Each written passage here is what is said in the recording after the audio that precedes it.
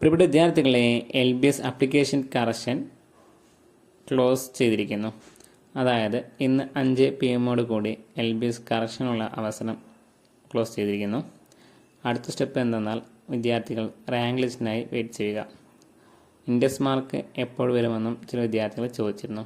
ഈ rank list വരുമ്പോഴാണ് index mark വരിക.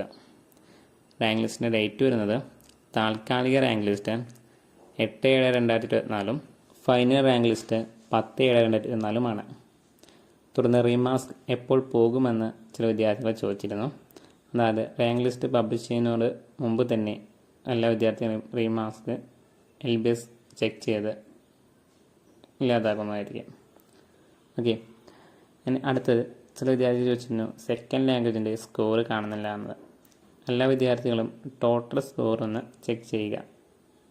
അതായത് സെക്കൻഡ് ലാംഗ്വേജിൻ്റെ സ്കോർ കാണിച്ചില്ലെങ്കിലും ടോട്ടൽ സ്കോർ ശരിയാണോ എന്ന് ചെക്ക് ചെയ്യുക. തുടർന്നുള്ള അപ്ഡേറ്റുകൾ ഈ ചാനൽ വഴി നൽകുന്നതായിരിക്കും. Thank you for watching.